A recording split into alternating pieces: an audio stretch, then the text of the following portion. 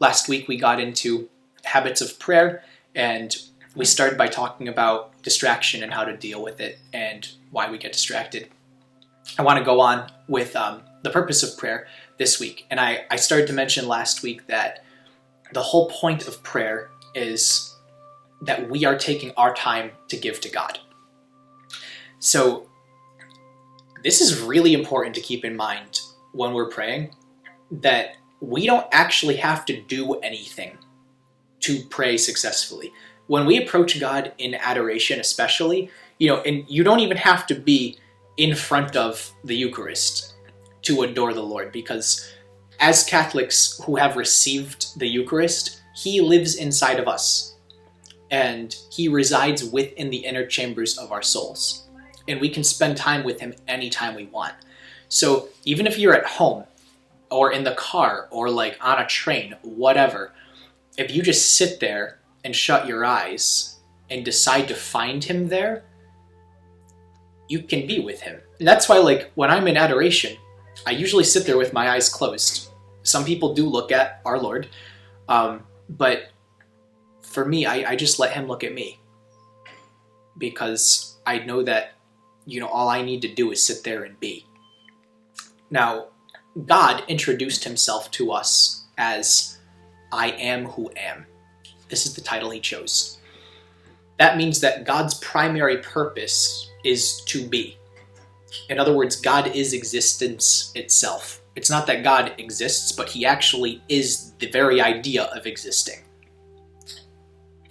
And from that, if we're called to follow Jesus and make ourselves like God, that means that we have to learn to be like God. Now, God's primary purpose is to be. So we have to learn to be in the same way that God is.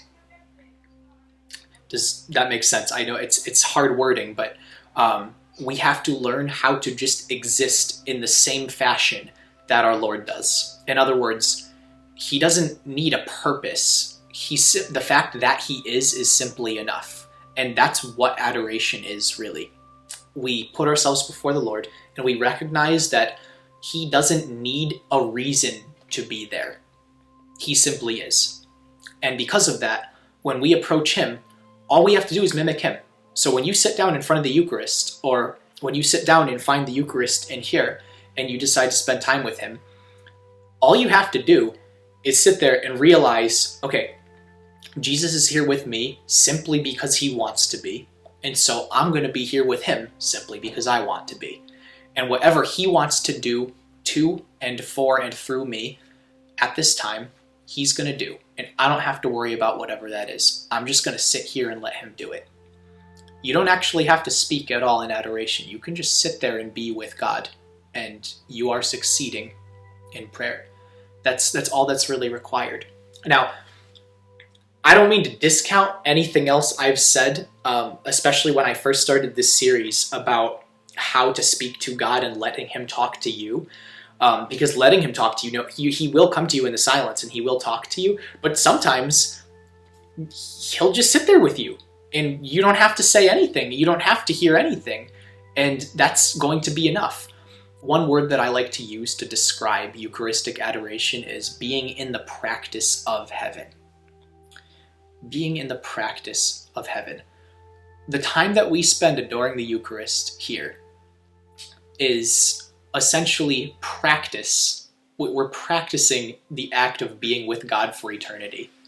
We're letting time go. We're not caring about how long we're there. We're just sitting there and being with Him. And that's a beautiful thing, and that's enough. That's all God asks of us. That's it. Just show up and be. My challenge for you all this week is, if you have not taken a holy hour in our chapel, you don't have to sign yourself up for one if you're not signed up, but just show up one day this week. And you don't have to start with an hour if you can't do that just yet. Start with a half hour. Just sit down, close your eyes, and just be with our Lord. God bless you. Have a wonderful week, and be well.